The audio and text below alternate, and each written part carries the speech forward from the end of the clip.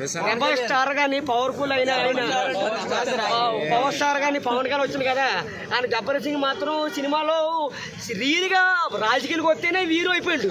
మరి రాజకీయాలకు వచ్చిన రియల్ హీరో, మరి సినిమాలో హీరోనే, రాజకీయాల్లో హీరోనే. అయితే పవర్ స్టార్ అంటే ఏంటి? పవన్ కళ్యాణ్ ఒక దేవుడు, అందరిని ఆదరిస్తున్నాడు. ఇప్పుడు చాలా పరిపాలన మాత్రం చంద్రబాబు పరిపాలన బాగుంది, పవన్ కళ్యాణ్ పరిపాలన చాలా చాలా బాగుంది.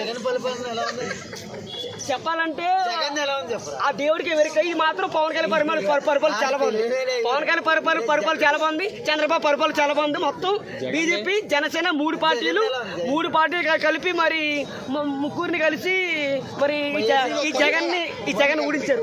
ఎందుకంటే పవర్ఫుల్ గా ఒక్క మాట వచ్చి కానీ చెప్పాలంటే మాట రాజశేఖర రెడ్డి చెప్పాలంటే దేవుడైనా, రాజశేఖర రెడ్డి చెప్పకూడదు అని చెప్తారు. రాజశేఖర దేవుడైనా ఆయన 1 రూపాయి బియ్యం చేసేవాడు. అన్నం క్యాంటీన్లు ఉండి 5 రూపాయలు పోయిను ఎవరిది?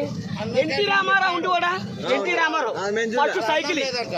ఇటువంటి చెప్పాలంటే ఎన్టీ రామారావు గారు ఉంటే ఇటువంటి ఏ కష్టాలు రావబ్బా. ఆయన ఎన్టీ రామారావు దేవుడైనా ఎన్టీ రామారావు దేవుడైనా ఆ దేవుడి వల్లే ప్రపంచం మొత్తం మంచి జరిగింది. ఇటువంటి ఎన్టీ రామారావు లేకపోతే ఈ స్వతంత్ర దేశం మొత్తం నాశనం అయిపోయింది. ఆయన ఎన్టీ రామారావు నిజంగా బతుకుంటే ఈ ఘోరం జరగదబ్బా. ఎవరో కుర్చీ అంట అమ్మాయి ఎత్తేనేమో, అమ్మాయితో ఎంటర్ చేసుకుంటేనేమో ఒక్కడు కూడా చెడతిప్పాడు. పిచ్చేమో కుర్చీగాడికి ఒక అమ్మాయి ఎత్తేనేమో తాగేసేసి బారులోకి వచ్చి బాగా కొత్తమల్ల తాగేసేసి ఇలా అన్నాడు. ఏంటయ్యేది? మనమేమో వచ్చారు ఎవరో పోలీసులు, గొడవ చేయొద్దు, మీరు గొడవ చేస్తే ఎంట్రీ తీరు వార్నింగ్ ఇచ్చారు. వార్నింగ్ ఇచ్చిన ఆయన బుద్ధి లేదు కుర్చీగాడికి. పెద్ద అనుకుంటే మీ నెత్తులు ఎక్కుతున్నాడు, అర్థం కావట్లేదు. ఏం చేద్దామా? ఆడికేమో ఒక మాట, కుర్చీ అంటే ఏంటి? 90 కుర్చీ అప్పట్లో ఫేమస్. ఒక 90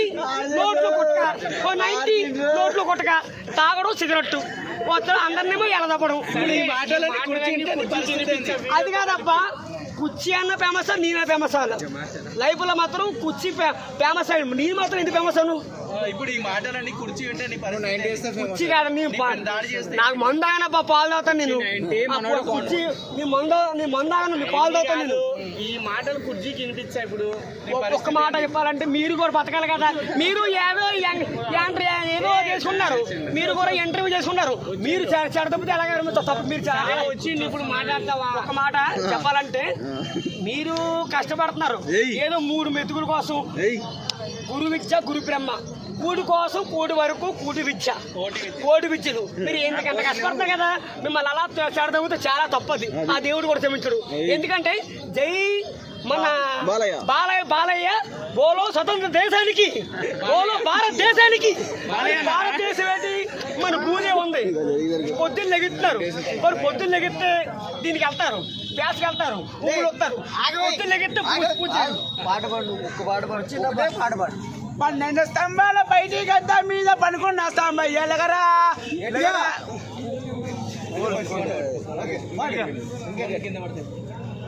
నేను వచ్చిన లవాయి